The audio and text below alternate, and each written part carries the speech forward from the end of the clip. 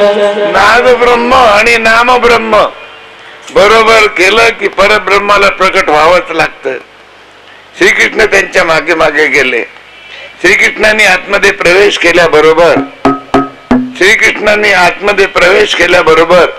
त्या आणि आघासुरांनी तोंड बंद करून टाकलं. त्याला वाटलं झालं आता संपलं. श्रीकृष्णांनी आपलं शरीर एकदम वाढवलं.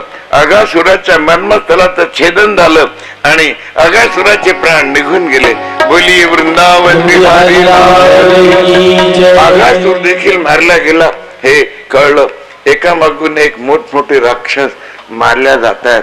प्रलंबासूर नावाचा एक राक्षस भयंकर बलवान होता.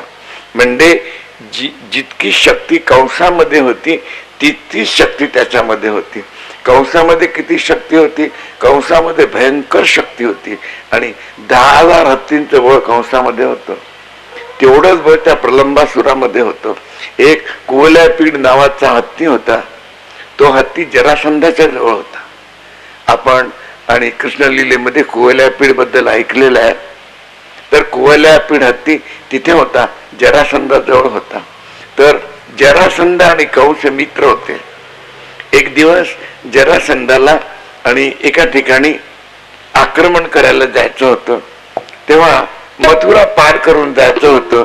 तेव्हा मथुरेला एक दिवस विश्राम करायचा आणि करायला लागत होता.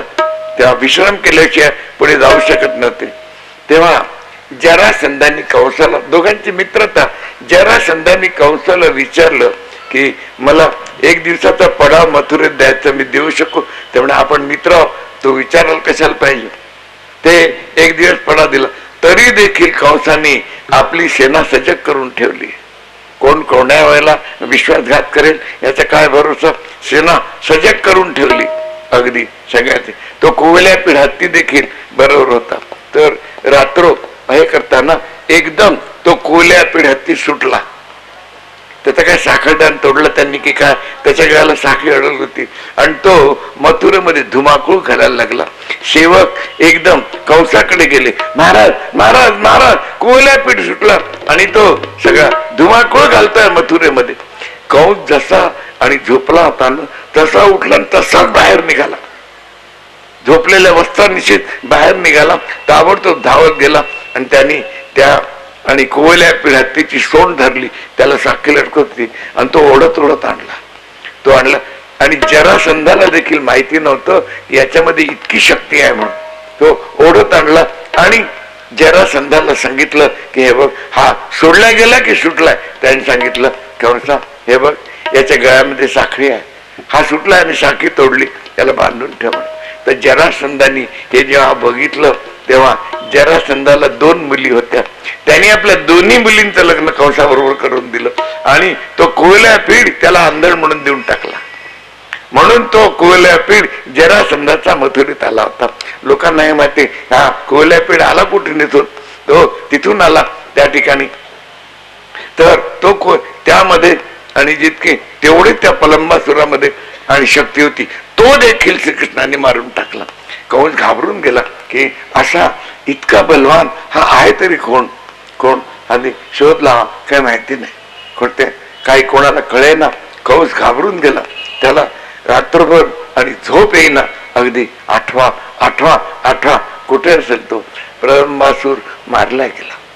एका मागून एक राक्षस मारले जातात. रोज यांचं गोचारणाला जाणं खेळणं हे सुरू होतं. एक दिवस आणि धेनुकासूर नावाचा एक राक्षस होता. तो धेनुकासूर नावाचा राक्षस गाढवाच्या रूपामध्ये तालवन नावाचे एक वन आहे वृंदावनामध्ये, त्या तालवनामध्ये आणि तो गाढवाच्या रूपात राहत असे आणि हळूहळू गवत खाताना एखाद्या ग्वाला आणि एकेका ग्वालाला उचलून त्याचं तोंड बंद करून टाकायचा आणि एका गुफेमध्ये त्याला टाकून द्यायचा. नेऊन एक गुफा होती, त्यावर त्या दगड काढून त्यात एक ग्वाला कमी व्हायला लागला. श्रीकृष्णाने विचारलं, काय रे तो कुठे गेला, भद्र कुठे गेला? माहिती नाही म्हणे. अरे कुठे राहतात? श्रीकृष्ण ज्या ठिकाणी होत होते आणि ग्वालबाल आणि श्रीकृष्ण लपाछपीचा खेळ खेळत होते. श्रीकृष्णाला असं वाटलं की लपून बसलेले आहेत. लपाछपीच्या खेळात. पण तो जो धेनुकासूर गाढवाच्या रूपात तिथे होता, असा भयानक आवाज त्यांनी काढलं. श्रीकृष्णाने ओळखलं की पाहुणे आले, इथे ओळखलं की हा धेनुकासूर आहे. काही त्याने श्रीकृष्णाला उचलून नाही दिलं, दुसऱ्या एका ग्वाराला उचललं, त्याचं तोंड बंद केलं आपलं रूप घेऊन, आणि त्या गुफेवरचा दगड काढला, त्यांनी बाजूला ठेवला. श्रीकृष्ण त्याच्या मागे मागे केले, त्यांनी दगड तिथे ठेवल्या बरोबर. श्रीकृष्णाने आपलं आणि एकदम शरीर वाढवलं, त्या दगडावरती पाय दिला. त्यांनी बघितलं की अरे हातात श्रीकृष्ण आला इथे. बस सगळे ग्वालबाल कन्हैया कन्हैया कन्हैया धावत आले श्रीकृष्णाजवळ. आता त्या धेनुकासुराला माहिती होतं की श्रीकृष्ण त्याला मारू शकत नव्हते, कारण धेनुकासूर प्रल्हादाच्या वंशामधला होता. आणि हिरण्यकश्यपला मारल्यानंतर श्रीकृष्णाने प्रल्हादाला सांगितलं होतं की यानंतर तुझ्या वंशातल्या एकाही राक्षसाला मी नाही मारणार, ते मरतील पण मी स्वतः नाही मारणार. त्या धेनुकासूर प्रल्हादाच्या वंशामधला होता, त्यामुळे त्याला माहिती होतं की श्रीकृष्ण मारणं शक्य नाही. आणि बलराम पुष्कळ दूर गेले होते यमुनेच्या किनाऱ्यावरच, पण दूर गेले होते तिथे. तेव्हा त्यांनी हा विचार केला, हा तर मला मारू शकत नाही. श्रीकृष्ण आणि महाराज गेल्यावर विचार केला, हा तर मी नाही मारू शकत. त्याच्या अंगावरती पाय ठेवला, त्याला दाबून ठेवलं आणि ग्वालबालांना सांगितलं, जा रे बलराम दादाला बोलवा. सांगितलं कन्हैया बलराम दादा पुष्कळ दूर गेला, आवाज द्या. ग्वालबालांनी आवाज दिला, नाही आले.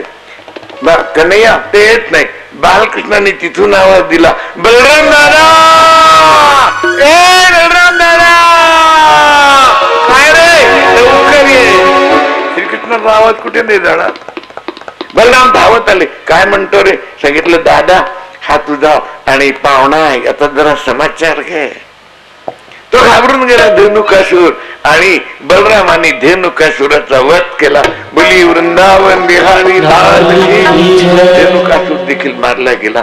आता ग्वाल बाल रोजच्या रोज आपल्या घरी जाऊन, आता लहान लहान मुलं सांगतात ना, आज कन्हैयाने या राक्षसाला मारला. त्यांना घरच्या लोकांना हे खरं वाटेल काय. लहान मुलं खेळतात, गंमत खेळतात, आपण युद्ध करू मग, आणि हात फिरवतात तोंडाने डेशेम डेशेम डेशेम डेशेम डेशेम, आणि मग मार झाला असं करतात ते तिथे. आणि तसे मग खेळत असतील. मग खरोखरीच मारतात हे जर कळलं असतं तर कोणी एवढ्या लहान मुलांना येऊ दिलं असतं का. नाही. ज्या दिवशी धेनुकासुराचा वध केला त्या दिवशी रात्रो घरी बालकृष्ण, यशोदा, रोहिणी, बलराम आणि नंदबाबा कसे झोपत होते सांगू आपल्याला. खालच्या बाजूला नंदबाबा झोपायचे, यशोदा झोपायची, खाली झोपायची, पलंगावर वगैरे नाही, खाली झोपायची यशोदा. यशोदाच्या कुशीमध्ये बालकृष्ण, आणि बालकृष्णाच्या बाजूला बलराम, आणि बलरामाच्या बाजूला रोहिणी. म्हणजे रोहिणीच्या कुशीमध्ये बलराम आणि यशोदेच्या कुशीमध्ये श्रीकृष्ण. आणि बलराम आणि श्रीकृष्ण असे जवळजवळ. ज्या दिवशी धेनुकासूर मारला आणि नंदबाबा बाजूच्या खोलीत झोपत होते, ज्या दिवशी धेनुकासूर मारला त्या दिवशी, आणि रात्र गेली. सकाळी 4 वाजता बाळकृष्ण झोपेत हसायला लागले.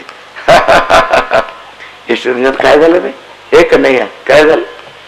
रोहिणी सांगते भीती वाटली असेल, दिवसभर खेळतात. अरे भीतीला देखील ज्याची भीती वाटायची त्याला कोणाची भीती वाटणार आहे. कन्हैया काय. बलराम बाजूलाच होते. बलराम बाजूला असल्यामुळे बलरामाने नुसतं याने मुद्दाम त्याला धक्का लावून दिला आणि पुन्हा हसला. बलराम झोपून गेला. एकदम झोपणाऱ्याला उठवलं तर उठत नाही, पुन्हा झोपतो. काही जण बघात ना अलार्म लावून ठेवून देतात आणि अलार्म बंद करतात आणि पुन्हा झोपतात. त्या अलार्मचा काही उपयोगच नाही तिथे. तर त्यामुळे आणि हे पुन्हा यांनी पुन्हा हसायला लागला. आता बलराम म्हणायला लागले, काय रे स्वतः झोपत नाही आणि ही करतो, त्या बाजूला झोप. त्याने सांगितलं तू त्या बाजूला झोपायच्या. नाही मी नाही झोपत. यशोदेने सांगितलं कन्हैया बलराम ब्राह्मण मुहूर्ताची वेळ आहे, तुम्ही देवाचं नाव घ्या, त्याला म्हणा नारायण नारायण. बालकृष्ण म्हणतायत नारायण नारायण. ए दादा आई सांगतात म्हणणं नारायण नारायण. मी नाही म्हणत नारायण नारायण नारायण नारायण. ए दादा तू तर माझ्यापेक्षा जास्त म्हणतो नाही तिथं भांड. यशोदेनी सांगितलं सकाळची वेळ भांडण नाही करायचं. आणि खरं म्हणजे कारण काय होतं, श्रीकृष्णाला बलरामाला जाग करायचं होतं. याचं कारण काय, कारण आपल्याला कळलं. तर पुन्हा बलराम झोपला, झोपू दे मला. पुन्हा बलराम झोपला आणि श्रीकृष्ण जवळ गेले. सांगितलं कन्हैया मी तुला मारेल, तर झोपू देतोस की नाही. हो. श्रीकृष्णाने विचारलं आता याला लवकर उठवलं पाहिजे. श्रीकृष्णाने सांगितलं ए आई आई या दादाने काल काय केलं सांगू. अरे आता दादाचं गाणं सांगतोय. बलराम तार करून ठेवून आले डोळे चोळ. काय केलं रे दादा, सांगू दादा सांगू सांगू सांगू करतो, सांग ना. त्याची झोप पूर्णपणे उघडी दिली. सांगू दादा कन्या मी मारेल, शंकू शंकू करतो, सांग ना. ए आई या दादानी की नाही काल दादा मी सांगू कन्या मी तुला मारेल, सांग ना. ए आई या दादानी की नाही काल एका गाढवालाच मारून टाकलं लागेल. बलरामांनी सांगितलं की आई तो गाढव नव्हता काय, तो धेनुकासूर नावाचा राक्षस होता, यांनीच मला सांगितलं.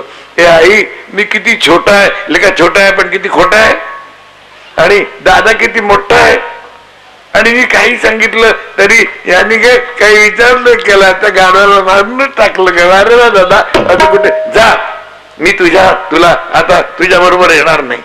खरं म्हणजे आणि कारण हे होतं की श्रीकृष्णाला दुसरी दिवशी बलरामाला आपल्या बरोबर न्यायचं नव्हतं. याचं कारण काय, याचं कारण फार मोठं आहे. कालिया दमन करायचं होतं. बलराम कोण आहे, शेषावतार आहे आणि कालिया याच्या वंशामधला आहे. कालिया बरोबर बलरामांनी युद्ध होऊ दिलं नसते, या दोघा भावांचीच खटपट झाली असते. म्हणून त्यांनी विचार केला तिकडे त्याचं अच्युतम केशवम करून टाकू आणि मग जे होईल ते बघून घेऊ. म्हणून त्यांनी विचार केला हा जर बरोबर न आला तर बरं आहे, म्हणून हे सगळं नाटक केलं. जा मी तुझ्याबरोबर येणार नाही. असं वाटलं आता हा येणार नाही. पण जाण्याची वेळ झाली तेव्हा यशोदेनी रोहिणीने समजावलं बलरामाला तू मोठा आहेस, कन्हैया लहान आहे, त्याला सांभाळून घेतलं पाहिजे. आई सगळ्या गालबलांना आपल्याकडे ओढून घेतो, कट्टी कट्टी कट्टी कट्टी कट्टी कट्टी दो दो दो दो दो दो असं करतो ग. अरे तो लहान आहे ना, तू जा. तयार केलं आणि तयारी झाल्याबरोबर बालकृष्णांनी बघितलं की बुवा यायला नको होता, तयार झाला. कारण दोघांनी समजावलं त्याला ठीक आहे, त्याच्याजवळ युक्तींना काही कमी आहे का.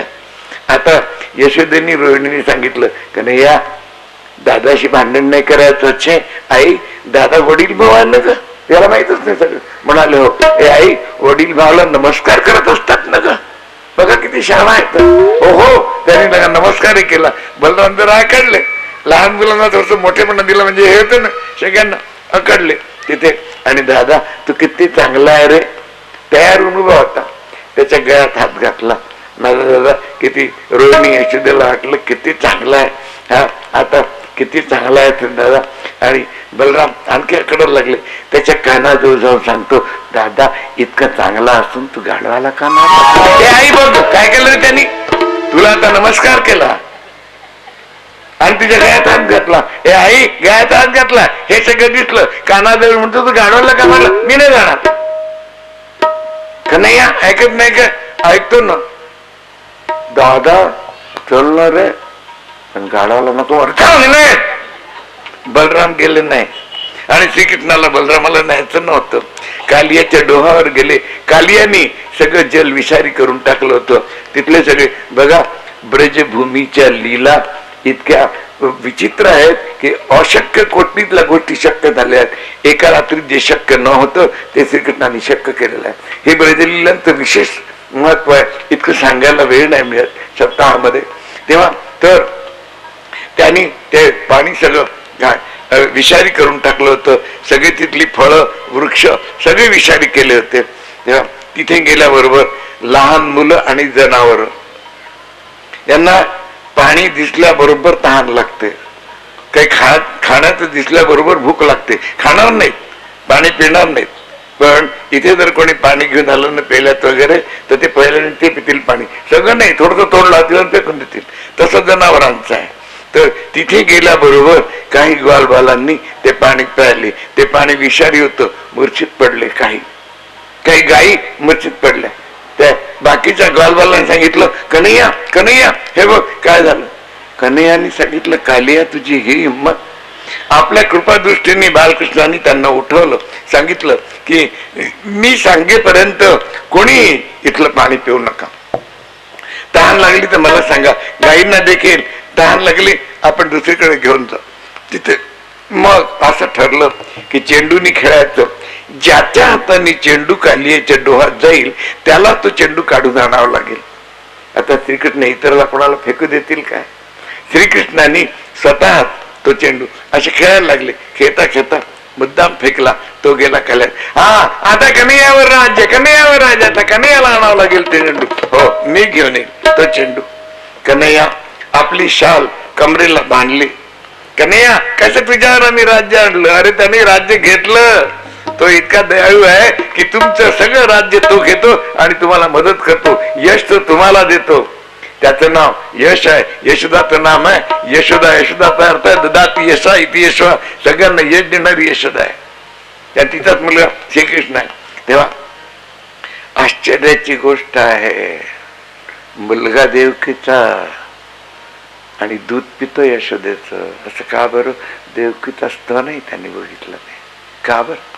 बघूया, थोड्या वेळात प्रसंग येईल इथे, तेव्हा सांगू आपल्याला. तेव्हा तर तिथे त्यांनी त्या ठिकाणी गेला. श्रीकृष्णाने एकदम कालियाच्या डोहामध्ये उडी मारली. उडी मारल्याबरोबर कालियाचा डोह अगदी खूप खोल आणि सहजपणाचा कालिया बुडबुड बुडबुड बुडबुड खाली गेले. कालियाच्या पत्नींनी बघितल्याबरोबर सांगितलं, अरे सुकुमार बालका, आमचे पती झोपलेले आहेत, तोपर्यंत इथून निघून जा. ते जर जागे झाले तर तुला आणि जिवंत ठेवणार नाही. तो खाली गेला. कालिया झोपलेला होता आणि एकदम त्याला लाथ मारली. सगळे फण त्यांनी पसरून दिले. फो फो फो फो असं करायला लागले तो. आणि सर्पाचा स्वभाव असतो, शरीराचा जो हिस्सा मिळाला त्याला तो गुंडाळला जातो. श्रीकृष्णाच्या सगळ्या अंगाला तो गुंडाळला जात होता आणि श्रीकृष्ण आपलं शरीर एकदम वाढवत होते. त्याचं शरीर तटात तुटायचं. तेव्हा तर तो एकदम घाबरा. बराच वेळ झाला आला नाही तिथे. आणि आजूबाजूचे लोक होते ते सांगायला लागले, फार मोठा विषारी खाली आहे आणि बालकृष्ण बऱ्याच वेळचा गेलेला आहे, आला नाही. सगळे ग्वालबाल घाबरून गेले आणि वस्तीमध्ये गेले. नंद, यशोदा, गोपी सगळ्यांना सांगितलं की बऱ्याच वेळचा तो आणि कालियाच्या डोहात गेलेला आहे, आला नाही. काय झालं समजत नाही. यशोदा, बलराम समजले. सगळे नंदबाबा सगळे धावत आले आणि यशोदा धावून धावून कालियाच्या डोहात जायला लागली. बलरामांनी आणि नंदबाबांनी धरून ठेवलं. यशोदा व्याकुळ झाली आणि बालकृष्णाला हात मारते.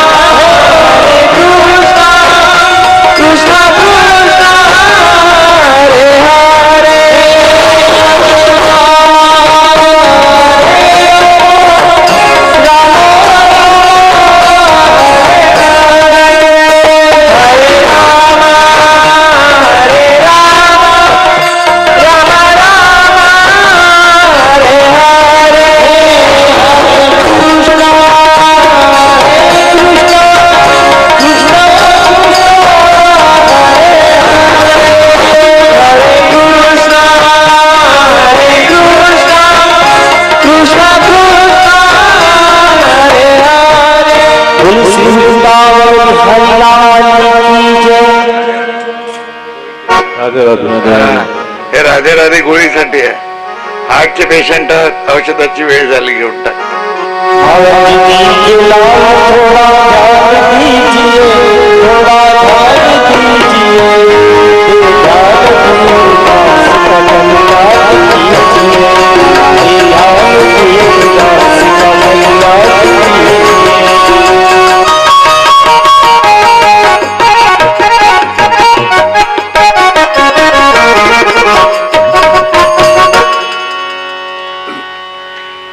बाळकृष्णाने ओळखलं की आई व्याकुळ झालेली आहे. आता याला जास्त खेळण्यात काही अर्थ नाही. सर्पाचा स्वभाव असतो, शरीराला गुंडाळला जातो. गुंडाळल्या बरोबर आपलं शरीर श्रीकृष्ण वाढत होते, त्याचं शरीर तटात तुटायला लागलं, व्याकुळ झाला. तेव्हा कालियाच्या पत्नींनी ओळखलं की प्रत्यक्ष कृष्ण आहे. त्यांनी नमस्कार केला आणि सांगितलं की आम्हाला आमच्या सौभाग्याचं दान करा, आमच्यावर कृपा करा, यांना मारू नका. श्रीकृष्णाने कालियाला सांगितलं, समुद्रामध्ये रमणक द्वीप नावाचे एक द्वीप आहे, ते सगळं सर्पांचं द्वीप आहे, ते सगळ्या जातीचे सर्प तिथे आहे. रमणक द्वीप समुद्रामध्ये आहे त्याचं आणि सर्पांचं आहे ते. तर रमणक द्वीपामध्ये तो राहत होता कालिया. पण गरुड तिथे येऊन एक एक सर्प खात असे. जेव्हा कालियाची पाळी आली तेव्हा तो इथे येऊन राहिला. तेव्हा गरुडाने सांगितलं, मी जर तिथे गेलो तर मला गरुड खाऊन टाकेल. श्रीकृष्णाने सांगितलं, गरुड इथे गरुड येऊ शकत नव्हता. कारण काय की ज्या ठिकाणी हा होता तिथे सौभरी नावाचे ऋषी होते आणि पाण्यामध्ये तपस्या करत होते. तेव्हा काही तिथे पाण्यामध्ये तपस्या करत असताना तिथे आणि गरुड येऊन छोटे छोटे मासे खाऊन टाकत असे. मोठ्या माशांनी सौभरी ऋषीला सांगितलं की आमची लहान लहान मासे मुलं हा खाऊन टाकतो गरुड. सौभरी ऋषींनी गरुडाला शाप दिला, या दोहावर तू जर येशील तर तुझा तत्काल मृत्यू होऊन जाईल. त्यामुळे तो इथे येऊ शकत नव्हता, म्हणून कालिया इथे राहिला. आता कालिया सांगितलं की मला आता माझे चरण चिन्ह तुझ्या डोक्यावर उमटलेले आहे, तू आता आणि तिथे जा, काय करणार नाही. जाण्याच्या अगोदर आणि बालकृष्ण देखील तांडव करतात. बघा, आपण आज सकाळी शंकराचं तांडव बघितलं. नृत्य करणं आणि अतिशय आणि महान कला आहे आणि छोट्याशा जागेत नृत्य करणं, आपण शंकराचं तांडव बघितलं.